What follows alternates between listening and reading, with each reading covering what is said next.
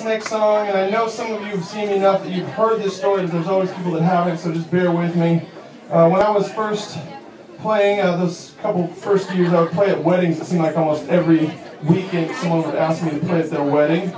And I would play one of my hopeless romantic songs while the bride was walking down the aisle, or maybe right after the wedding during the first dance. And this one time I got a phone call, and I didn't recognize the area code, so I picked up the phone anyways and took a chance, said hello. And this guy's like, "Is this Tyron Wells?" And I'm like, "Yeah, this is Tyrone. Who's this?" And this guy said, "My name's Eric." I'm like, "What's up, Eric?" He said, "I'm calling you from Utah." And I said, "Hello, Eric from Utah, what's going on?" He said, "Check it out." He said, "You have this song that you wrote, and it's me and my girlfriend, it's like our song." And I said, "Thank you for calling me from Utah to tell me that, that's nice." And he's like, "Well, the real reason I'm calling you, man, is because I thought it'd be so great if you could play at my," and I thought he was going to say wedding, but he didn't. He said, "I thought it'd be so great if you could play at my proposal." And I was like, wait, I thought I misheard him. I'm like, "Wait a second, what did you say?" He goes, I thought it'd be great if you played my proposal." And I said, "I've never actually done that before. What exactly do you want me to do?" And he said, "I just thought it'd be so cool if, when I went down on my knee, if you like appeared." I started playing, and I laughed too. I'm like, "Really?" He said, "Yeah." So I was like, "Okay, well, I've never done, let's talk a little bit more about this." So we're talking about it for a while, and finally I'm like, "You know what, man, this is too weird and too cool to pass up. I'm totally in." So Eric flies in from Utah to Southern California, and we stage this thing on the Balboa Beach. There's a pier there. And Eric, I've never met the guy. He says, "Meet me at such and such a time on the pier. Look for a guy in a suit." And I said, "Okay." "Look for a tall, bald guy with a guitar." And he said, "Okay." So we met on the pier. We shook hands. We're both nervous and excited. And he's like, "All right, Tyrone, this is what's going to happen, man." He said, there's a Ruby's restaurant almost at the end of the pier. I want you to go into that Ruby's restaurant, stand in the window. When you see me go on my knee, you got to run out there and start playing." And I'm like, okay, that's cool. So I go and take my place at the window. He goes just beyond me to the end of the pier. And I remember my hands were all sweaty. I'm like, this is the weirdest gig I've ever played. And his girlfriend, her name was Deborah, and her parents were in on the whole thing. So she thought that she was going to like a musical or a show there in that area. And they got there early, and they're like, "You know what, we're early for the show. Let's just take a stroll down the pier."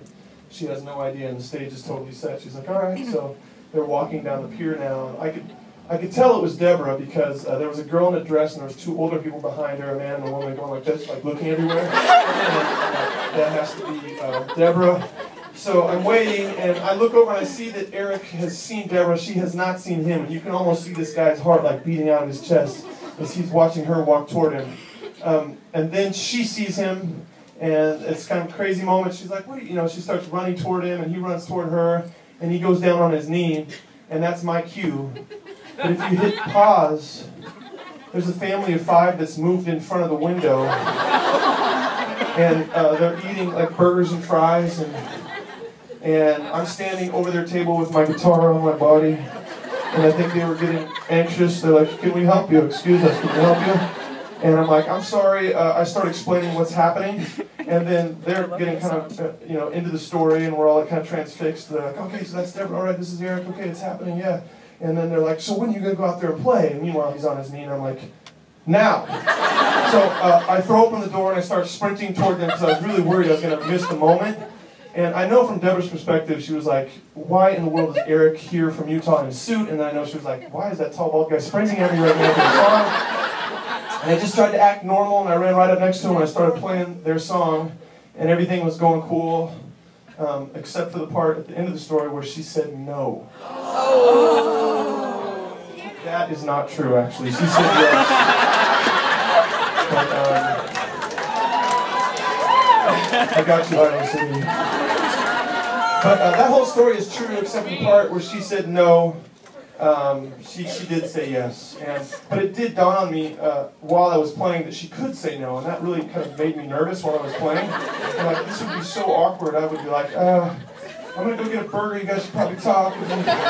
But since that point, and because I tell that story, I've actually played at 3 other proposals. One time I jumped out of the bushes and I scared this poor girl half to death. It was awesome. But anyways, enough of my stories. You know what, Jenny, tonight Jeff has something he wants to ask you.